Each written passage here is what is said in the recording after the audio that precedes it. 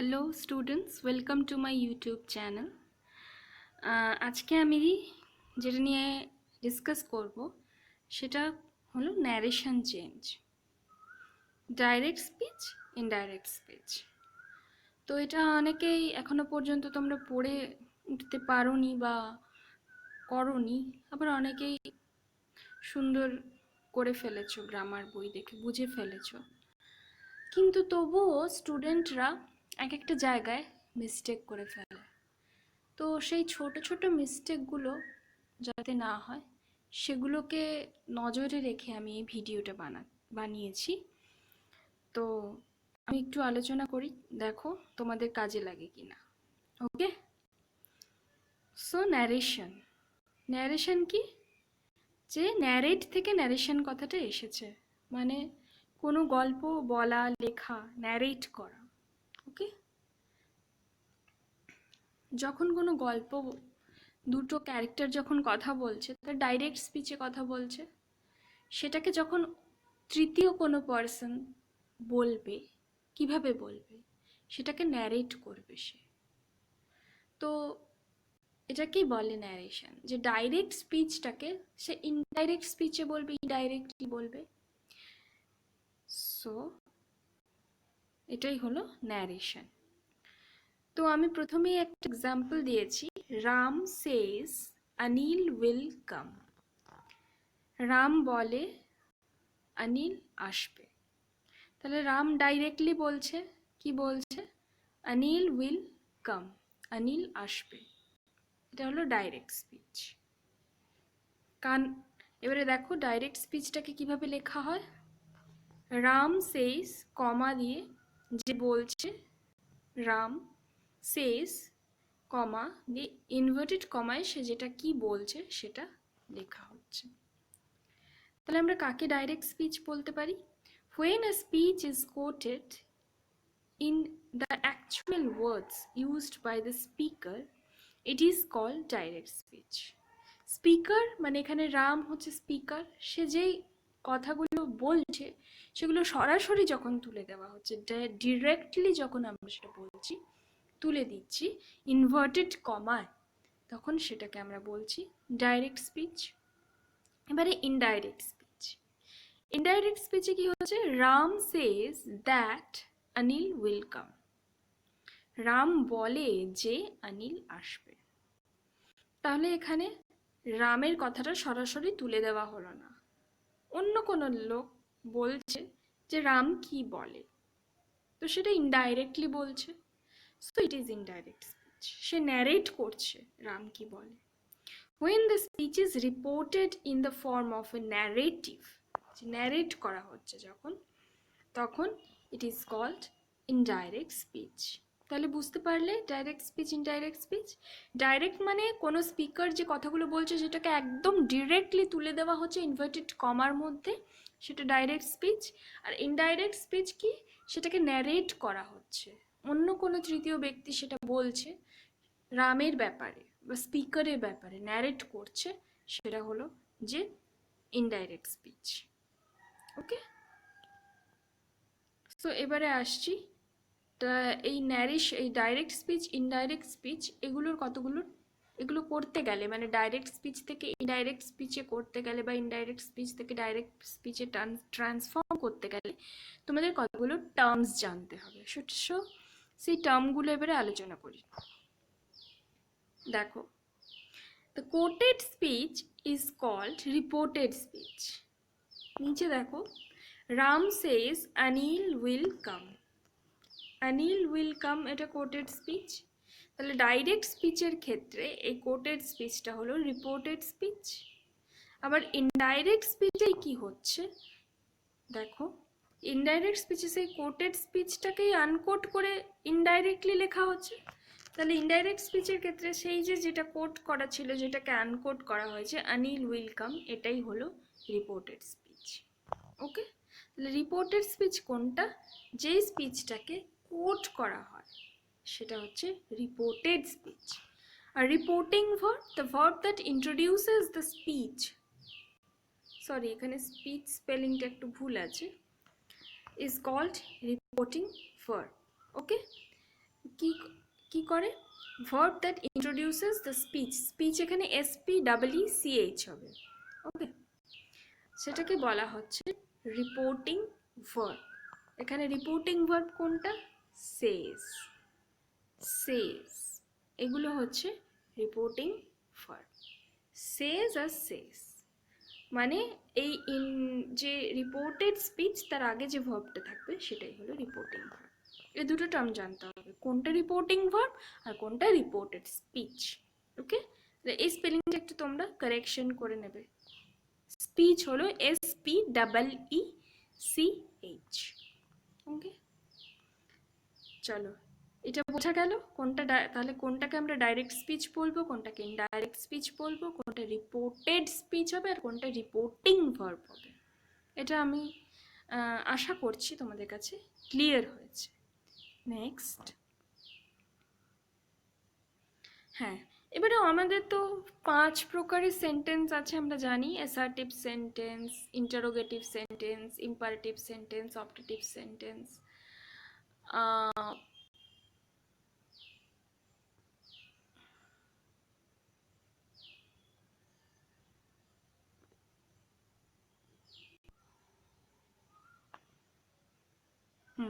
Assertive sentence, interrogative sentence, imperative sentence, optative sentence and exclamatory sentence.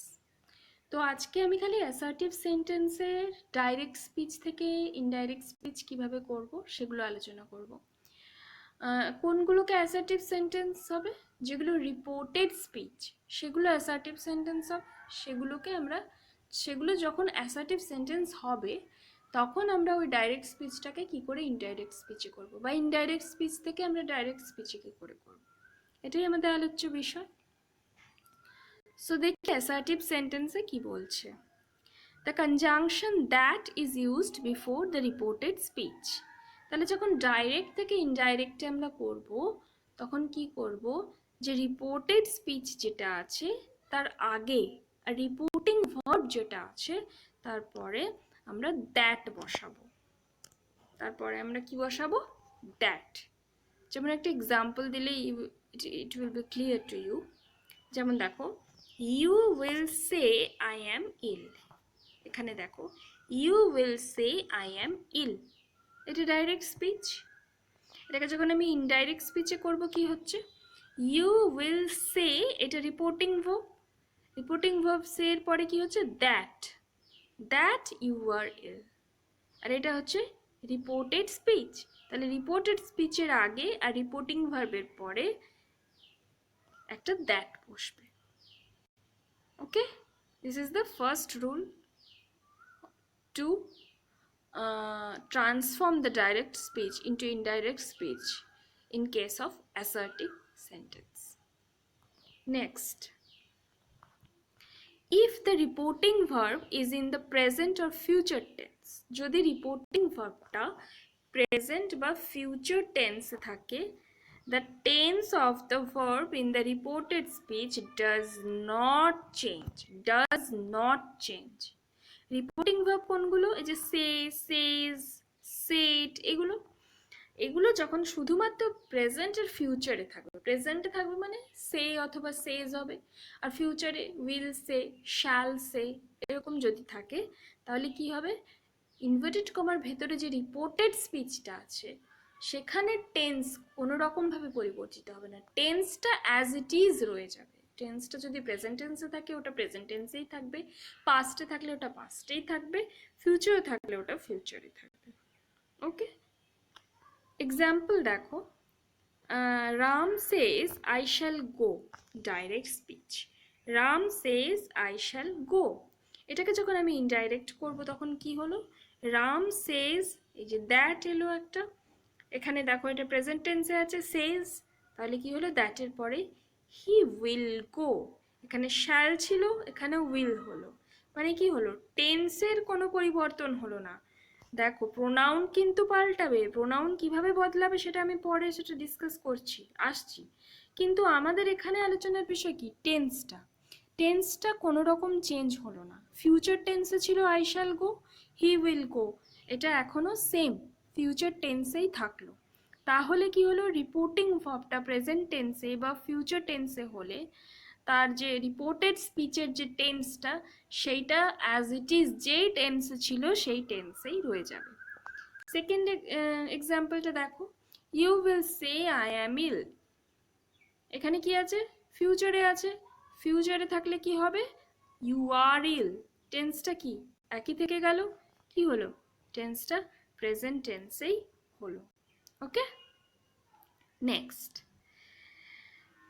if the reporting verb is in the past tense, যদি reporting ভার্বটা past tense এ থাকে, the tense of the verb of the reported speech, এখানে একটু কেটে গেছে, এটা speech হবে। ওকে, verb of the reported speech changes as follows। তাহলে যদি রিপোর্টিং ভার্বটা past tense এ থাকে তাহলে রিপোর্টেড স্পিচের যে ভার্বটা সেটা নিচে যেরকম লেখা আছে সেইভাবে চেঞ্জ হবে। কীরকম চেঞ্জ হবে আমি বলে দিলে তোমরা এটা ক্লিয়ার হবে। দেখো, সরি এখানে, হ্যাঁ, reported speech in direct speech আর reported speech in indirect speech দুটো ভাগে আমি ভাগ করে দিয়েছি। Reported speech in direct speech, reported speech in indirect speech. এবারে রিপোর্টেড স্পিচ, ডাইরেক্ট স্পিচে রিপোর্টেড স্পিচটা যদি প্রেজেন্ট ইনডেফিনিটে হয়, কী রকম ব্যাপারটা, ওই কোটেশনের মধ্যে যে লাইনটা থাকবে ইনভার্টেড কমার মধ্যে, ওটা যদি প্রেজেন্ট ইনডেফিনিট টেন্স হয়, প্রেজেন্ট ইনডেফিনিট টেন্স পড়েছো জানো, যেটা বর্তমান কালের সিম্পল প্রেজেন্ট টেন্স যেটা, ওইটাই। তো ওটা যদি সিম্পল প্রেজেন্ট টেন্সে থাকে কোটেশনের মধ্যে যে সেন্টেন্সটা, আর অথচ রিপোর্টিং ভার্বটা যদি পাস্ট টেন্সে থাকে সেট, তাহলে কি হবে, কিভাবে চেঞ্জ হবে, পাস্ট টেন্সে যদি সেট থাকে তাহলে এই ইনভার্টেড কমার মধ্যেকার যে সেন্টেন্সটা সেটা সিম্পল প্রেজেন্ট থেকে সিম্পল পাস্ট টেন্স বা পাস্ট ইনডেফিনিট টেন্স হয়ে যাবে। কীরকম, হি সেড আই অ্যাম ইল, এটাকে ইনডাইরেক্ট স্পিচে করলে কি হবে, হি সেড দ্যাট হি ওয়াজ ইল। কি হলো, আই অ্যাম ইল ছিল, অ্যাম ছিল, সেটা হয়ে গেল কি ওয়াজ। ওকে, তাহলে কি হলো, সিম্পল প্রেজেন্ট থেকে সিম্পল পাস্ট হয়ে গেল। বোঝা গেল? নেক্সট হচ্ছে যে যদি এই কোটেশনের মধ্যে সেন্টেন্সটা পাস্ট ইনডেফিনিট হয়, আগে আমরা কি দেখলাম, কোটেশনের মধ্যে সেন্টেন্সটা যদি প্রেজেন্ট ইনডেফিনিট হয় তাহলে ওটা যখন আমরা ইনডাইরেক্ট স্পিচে করব তখন সেটা পাস্ট ইনডেফিনিট হয়ে যাবে। কিন্তু ওটা যদি প্রেজেন্ট ইনডেফিনিট না থেকে পাস্ট ইনডেফিনিট হয়, আর বাইরে যে রিপোর্টিং ভার্বটা আছে ওটা যদি পাস্ট টেন্সে হয় তাহলে কিভাবে চেঞ্জ হবে ইনডাইরেক্ট স্পিচে, পাস্ট ইনডেফিনিট থেকে পাস্ট পারফেক্ট টেন্স হয়ে যাবে। He said that he had been ill. ঠিক আছে, পাস্ট পারফেক্ট টেন্স মানে ওয়াজ থেকে হ্যাড বিন হয়ে যাবে। ঠিক আছে, বি ভার্ব, ওয়াজটা কি বি ভার্ব, আর এখানেও বি ভার্বের যখন তুমি পাস্ট পারফেক্ট করবে সেটা হয়ে যাবে হ্যাড বিন। বি থেকে ওয়াজ বিন হয়ে যায়, past perfect form of be verb is bin. Okay, next দেখো, এগুলো একটু মনে রাখতে হবে, মুখস্থ করার ব্যাপার আছে। এইবারে যদি এই ইনভার্টেড কমার মধ্যেকার সেন্টেন্সটা যদি প্রেজেন্ট কন্টিনিউয়াস টেন্সে থাকে তাহলে সেটাকে যখন আমরা ইনডাইরেক্ট স্পিচে করব তখন সেটা হয়ে যাবে পাস্ট কন্টিনিউয়াস টেন্স।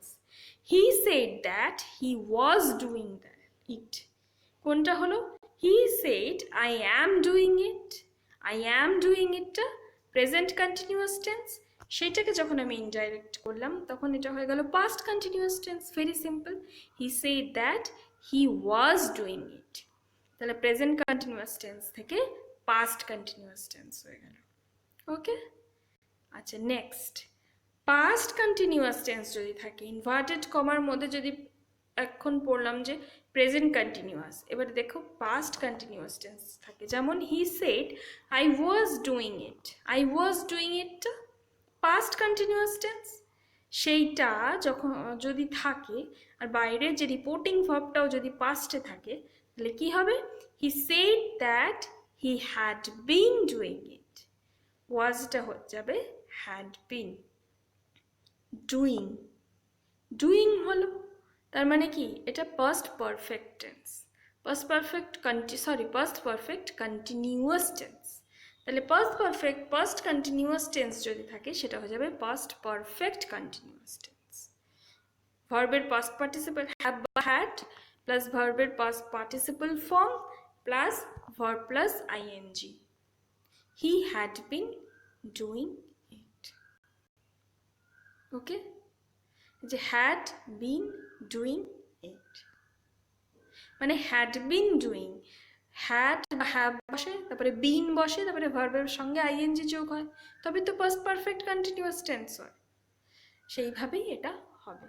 তাহলে ইনভার্টেড কমার মধ্যে যদি পাস্ট কন্টিনিউয়াস টেন্স থাকে তাহলে সেটাকে যখন আমরা ইনডাইরেক্ট স্পিচ করব তখন সেটা হয়ে যাবে পাস্ট পারফেক্ট কন্টিনিউয়াস টেন্স। তাহলে কি কি বললাম?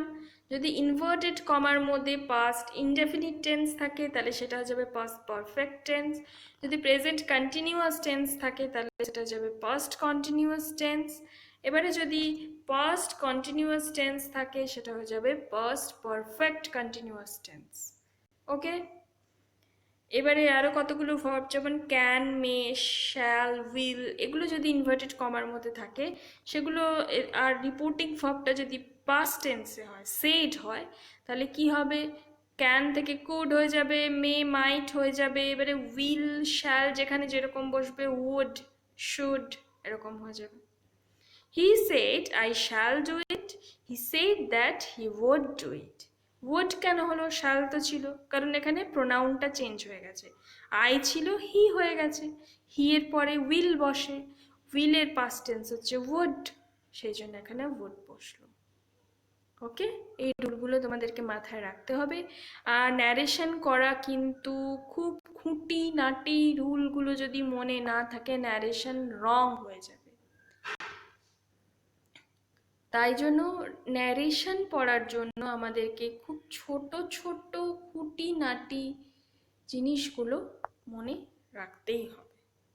অনেক কিছু, টেন্সটা দেখতে হবে, রিপোর্টিং ভার্বটা কি টেন্সে আছে দেখতে হবে, প্রোনাউনগুলো কিভাবে চেঞ্জ হবে সেটা আমাদের মাথায় রাখতে হবে, সেন্টেন্সটা কি কাইন্ড অফ সেন্টেন্স বোঝাচ্ছে সেইটা মাথায় রাখতে হবে, এভরিথিং জানতে হবে, নাহলে কিন্তু ন্যারেশন শেখা যাবে না। তাই জন্য বেসিক গ্রামারটা ক্লিয়ার লাগবে, টেন্সটা ক্লিয়ার লাগবে, প্রোনাউনের সেন্সটা ক্লিয়ার লাগবে, সেন্টেন্সের কাইন্ডসগুলো কোন সেন্টেন্স কাকে বলে সেগুলো ক্লিয়ার লাগবে। ন্যারেশন শেখার আগে সেগুলো খুব ভালো করে রিভাইজ করে নাও, নাহলে হবে না। Next, if the direct speech states a universal truth or habitual fact, the tense of the verb of the reported speech is not changed in the indirect speech. যদি নিত্য সত্য বা নিত্যকার অভ্যাস বোঝায়, ইউনিভার্সাল ট্রুথ মানে নিত্য সত্য, হ্যাবিচুয়াল ফ্যাক্ট মানে নিত্যকার অভ্যাস, প্রতিদিন মানুষ যেটা করছে, আর যেটা নিত্য সত্য, যেটা চিরন্তন সত্য, যেটা সবসময় একই থাকে, সেটা বোঝালে ইনডাইরেক্ট স্পিচে কিন্তু কোনো, যেটা তোমার রিপোর্টিং ভার্বটা পাস্ট টেন্সে থাকলেও ইনডাইরেক্ট স্পিচে কোনো রকম তার প্রভাব পড়বে না, সেটা অ্যাজ ইট ইজ রয়ে যাবে। যেমন he said God is good, he said God is good, এটা ডাইরেক্ট স্পিচ, এটাকে আমরা ইনডাইরেক্ট লিখছি he said that God is good, God is গুডই রয়ে গেল, কোনো রকমের টেন্সে চেঞ্জ হলো না। ওকে, তাহলে ডাইরেক্ট স্পিচে যে হি said I play football every day, এটা কি একটা হ্যাবিচুয়াল অ্যাকশন, এটা কিন্তু কোনো রকম চেঞ্জ হবে না। He said that he plays football every ডে, চেঞ্জ হলো? হলো না। তো এটা মাথায় রাখতে হবে, হ্যাবিট আর universal truth. Okay, next, the indirect speech should correspond in the persons of pronouns and verbs to the persons of the individuals in the direct speech. Indirect speech এর রিপোর্টিং ভার্বটি যে ব্যক্তিকে উদ্দেশ্য করে তার সঙ্গে সামঞ্জস্য রেখে চেঞ্জ করা হবে। এটা মানে একটু জটিল জিনিস আছে, এটা একটু সেন্স দরকার যে কে বলছে, ডাইরেক্ট স্পিচটা কে বলছে সেটা বুঝতে হবে, কার ব্যাপারে বলা হচ্ছে সেইটা বুঝতে হবে, দিয়ে প্রোনাউনগুলো চেঞ্জ করতে হবে। ওকে, স্পিকারকে আর স্পিকার কার ব্যাপারে বলছে সেইটা দেখে শুনে আমরা ডাইরেক্ট থেকে ইনডাইরেক্টে চেঞ্জ করব প্রোনাউনগুলো। First person of the direct speech changes into the person of the speaker.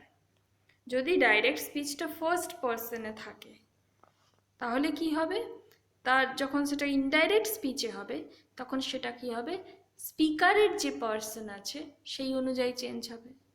ওকে, যেমন একটা এক্সাম্পল দিয়ে বোঝাচ্ছি, যেমন I said to him you are wrong. Okay, sorry এখানে তো ফার্স্ট পার্সন নেই। আচ্ছা, সেকেন্ড এক্সাম্পলটা দেখো, he said to me I shall go. বাকিটা আমি দিলামই না, ধরে নাও এটা নেই, ধরে নাও এটা নেই। হি said to me I shall গো, এটা কি হবে, দেখো এটা ফার্স্ট পার্সনে আছে, ফার্স্ট পার্সনে আছে আই ফার্স্ট পার্সন, স্পিকার এখানে কে, he said to me, he is the speaker here, সে বলেছে, তাহলে হিটা কি পার্সন আছে, থার্ড পার্সন, তাহলে সিঙ্গুলার, তাহলে হিটা আইটাও এখানে হি হয়ে যাবে। ফার্স্ট পার্সন থাকলে স্পিকারের পার্সনটাই এখানে বসে যায়, তাহলে হি টোল্ড মি, সেড টুর জায়গায় টোল্ড হয়, ঠিক আছে, he told me that he, he আর শ্যালটা এখানে পাস্ট টেন্সে থাকলে আমি কি বলেছিলাম, শ্যাল থেকে শুড হয়ে যায়, হি বসলে হি এর পাশে কি বসে, উইল বসে, উইল থেকে এটা হয়ে যাবে উড, তাহলে হি উড গো। বোঝা গেল? তাহলে কি হলো, he told me that he would go. আমি আবার বলছি, হি এখানে স্পিকার, হি এর পার্সনটা, আর এখানে এটা ফার্স্ট পার্সন দিয়ে শুরু হচ্ছে কোটেশনটা, তাহলে আই, তাহলে যখন ফার্স্ট পার্সন থাকে কোটেশনে আর স্পিকারের যে পার্সনটা থাকে সেইটাতেই চেঞ্জ হবে, কোনটা, ইনডাইরেক্ট স্পিচটা, তাহলে কি হবে, আইটা হি হয়ে যাবে। এবারে আই এর পাশে শ্যাল থাকলে হি এর পাশে উইল থাকবে, এবারে উইলের যেহেতু এখানে রিপোর্টিং ফর্মটা পাস্টে আছে তাহলে উইলের পাস্ট ফর্মটা বসবে, তাহলে উইলের পাস্ট ফর্মটা কি, উড, উড বসলো। ঠিক আছে, এইভাবে প্রোনাউনটা চেঞ্জ করবে। আর নেক্সট যেটা পয়েন্ট হচ্ছে, second person of the direct speech is change into the person of the man to whom the speech is addressed. আর এটা যদি সেকেন্ড পার্সন থাকে, ইনভার্টেড কমার মধ্যে যদি সেকেন্ড পার্সন দিয়ে শুরু হয় তাহলে যাকে বলছে সেইভাবে চেঞ্জ হয়। কীরকম, I said to him you are wrong, you second person দিয়ে শুরু হচ্ছে, ইউ কাকে বলছে, স্পিকার, হিম, তাহলে হিমের পার্সনটাই ইউ এর পার্সন হয়ে যাবে ইনডাইরেক্ট স্পিচে, তাহলে আই টোল্ড হিম, সেড টুটা হয়ে গেল told, I told him that, আচ্ছা ইউটা কি হয়ে গেল, হিমের পার্সন, হিমের পর হিমটা কি পার্সন আছে, থার্ড পার্সনে, মানে হি হবে, হিম তো আর হবে না, ইউ এর জায়গায় হি হবে, হি এখানে ইউ আর আছে, হি এর পাশে ওয়াজ হলো, ওয়াজ কেন হলো, কারণ এটা পাস্ট টেন্সে আছে, সেড টু, তাহলে হি ওয়াজ রং হলো। তাহলে ফার্স্ট পার্সন দিয়ে যদি শুরু হয় ডাইরেক্ট স্পিচটা তাহলে কি হবে, স্পিকারের যে পার্সনটা আছে সেই পার্সন অনুযায়ী কি হবে, তোমার ইনডাইরেক্ট স্পিচে শুরু হবে, ইনডাইরেক্ট স্পিচে রিপোর্টেড স্পিচটা সেই পার্সন দিয়ে শুরু হবে। আর যদি সেকেন্ড পার্সন হয় তাহলে কি হবে, ইনডাইরেক্ট স্পিচে যাকে বলা হচ্ছে তাকে দিয়ে শুরু হবে, সেই পার্সন দিয়ে শুরু হবে। আর যদি থার্ড পার্সন হয় তাহলে তো বোঝাই যাচ্ছে অন্য তৃতীয় কোনো ব্যক্তির ব্যাপারে বলা হচ্ছে, তখন সেটা অ্যাজ ইট ইজ সেই রকমই রয়ে যাবে। তো এইটা সেন্স করে আমাদেরকে পার্সনগুলো ঠিকঠাক জুডিশিয়াসলি চেঞ্জ করতে হবে। Okay, I think you have clearly understood the fact. Next হচ্ছে কি, নেক্সট পয়েন্ট হচ্ছে সেড টু হয়ে যায় টোল্ড, সেড টুটা কি হয়ে যায়, told, I said to him you are wrong, I told him, এই যে সেড টুটা টোল্ড হয়ে গেল, I told him that he was wrong. Okay, next the last point, যখন কোনো নির্দিষ্ট পার্সনকে ঘিরে অনিশ্চয়তা দেখা দেবে তখন পার্সনের নামটি ব্র্যাকেটে লিখে দেবে। যেমন হি সেড টু রাম, সে রামকে বলল ইউ আর রং, রামকে বলল ইউ আর রং, তাহলে রামের পার্সনটা কি থার্ড পার্সন, তো থার্ড পার্সন সিঙ্গুলার নাম্বারের প্রোনাউন কি হয় হি, তাহলে হিতে চেঞ্জ হয়ে গেলে ইউটা, কারণ যাকে বলা হচ্ছে সেই অনুযায়ী চেঞ্জ হবে, কারণ এটা সেকেন্ড পার্সন দিয়ে শুরু হচ্ছে। এবারে হি বলতে কাকে বোঝানো যায়, হি বলতে কিন্তু স্পিকারকেও বোঝানো হতে পারে, কারণ এখানেও একটা হি আছে, কিন্তু এখানে আমরা কাকে বোঝাচ্ছি, রামকে বোঝাচ্ছি। সেটা যে খাতাটা চেক করবে সে কি করে বুঝবে তুমি এটা বুঝেছো কি না, সেই জন্য তুমি ব্র্যাকেটে রামের নামটা লিখে দেবে। ওকে, তাহলে এটা বোঝা যাবে, কোনো কনফিউশন থাকবে না। তো এইভাবে আমরা অ্যাসার্টিভ সেন্টেন্সগুলোকে ডাইরেক্ট স্পিচ থেকে ইনডাইরেক্ট স্পিচে চেঞ্জ করতে পারি। তাহলে অ্যাসার্টিভ সেন্টেন্সগুলো ডাইরেক্ট থেকে ইনডাইরেক্ট স্পিচে চেঞ্জ করার জন্য আমাদের যে যে পয়েন্টগুলো মনে রাখতে হবে সেগুলো একটু সংক্ষেপে আমি বলে দিচ্ছি। প্রথম মনে রাখতে হবে যদি রিপোর্টিং ভার্ব কাকে বলে, রিপোর্টেড স্পিচ কাকে বলে, এটা ক্লিয়ার করে নেবে। এবারে যদি রিপোর্টিং ভার্বটা প্রেজেন্ট টেন্সে বা ফিউচার টেন্সে থাকে, তাহলে ইনভার্টেড কমার মধ্যে যে সেন্টেন্সটা থাকবে তার টেন্সের কোনো পরিবর্তন হবে না, টেন্সটা যেরকম আছে সেরকমই বসে যাবে। কিন্তু যদি রিপোর্টিং ভার্বটা পাস্ট টেন্সে হয়ে যায়, সেড বা টোল্ড হয়ে যায়, তাহলে কিন্তু একটা চেঞ্জ হবে। ইনভার্টেড কমার মধ্যে যদি সিম্পল প্রেজেন্ট টেন্স থাকে সেটা সিম্পল পাস্ট টেন্স হয়ে যাবে, প্রেজেন্ট কন্টিনিউয়াস টেন্স থাকলে পাস্ট কন্টিনিউয়াস টেন্স হয়ে যাবে, আর যদি পাস্ট ইনডেফিনিট টেন্স থাকে বা সিম্পল পাস্ট টেন্স থাকে তাহলে সেটা হয়ে যাবে পাস্ট পারফেক্ট টেন্স, আর যদি পাস্ট কন্টিনিউয়াস টেন্স থাকে সেটা হয়ে যাবে পাস্ট পারফেক্ট কন্টিনিউয়াস। এছাড়া যদি ফিউচার টেন্সে থাকে শ্যাল উইল সেগুলো হয়ে যাবে শুড আর উড, আর অক্সিলারি ভার্বগুলো যদি থাকে ডু কুড ক্যান মে এইগুলো যদি থাকে তাহলে হয়ে যাবে কুড মাইট ডিড, এরকম হয়ে যাবে। ওকে, তো এই গেল টেন্সের রুলগুলো। এইবারে যদি ইনভার্টেড কমার মধ্যে যে সেন্টেন্সটি থাকবে সেটি নিত্য সত্য বা নিত্য অভ্যাস ইউনিভার্সাল ট্রুথ বা হ্যাবিচুয়াল অ্যাকশন বোঝায়, তাহলে রিপোর্টিং ভার্বটা প্রেজেন্ট টেন্সে থাকুক কি ফিউচার টেন্সে থাকুক কি পাস্ট টেন্সে থাকুক সেটার কোনোরূপ কোনো পরিবর্তন হবে না, অ্যাজ ইট ইজ এটা বসে যাবে। আর একটা কি, হ্যাঁ আরেকটা যেটা বলতে আমি ভুলে গেলাম, একটা দ্যাট বসবে, একটা লিঙ্কার বসবে কোথায়, রিপোর্টিং ভার্বের পরে রিপোর্টেড স্পিচের আগে, আর ইনভার্টেড কমাটা কি হবে উঠে যাবে, ইনডাইরেক্ট স্পিচে কোনো ইনভার্টেড কমা থাকবে না। ওকে, এরপরে যেটা আমাদের সব থেকে ইম্পর্ট্যান্ট জিনিস সেটা হচ্ছে প্রোনাউনের চেঞ্জ। প্রোনাউন কীরকমভাবে চেঞ্জ হবে আমাদেরকে সেন্স করে নিতে হবে। যখন ইনভার্টেড কমার মধ্যে যে রিপোর্টেড স্পিচটা থাকবে ওটা ফার্স্ট পার্সন দিয়ে শুরু হবে, তখন স্পিকারের যে পার্সনটা হবে সেটাই ইনডাইরেক্ট স্পিচে রিপোর্টেড স্পিচের পার্সনটা ওটাই হবে। আর যদি সেটা সেকেন্ড পার্সন দিয়ে শুরু হয় তাহলে স্পিকার যাকে বলছে তার পার্সন যেটা হবে সেটা রিপোর্টেড স্পিচে ইনডাইরেক্ট স্পিচে যে রিপোর্টেড স্পিচটা আছে তার প্রোনাউনটা সেই প্রোনাউন দিয়েই শুরু হবে। আর যদি থার্ড পার্সন থাকে তাহলে থার্ড পার্সন তো অন্য কারো ব্যাপারে বলা হচ্ছে, ওটা অ্যাজ ইট ইজ রয়ে যাবে। আর যেটা লাস্ট পয়েন্ট সেটা বললাম, সেটা হচ্ছে যে কোনো অনিশ্চয়তা যদি দেখা যায় যে কাকে বোঝাচ্ছে সেটা বোঝা গেল না, কার উদ্দেশ্যে বলছে, তখন তার নামটা ব্র্যাকেটে লিখে দিতে হবে।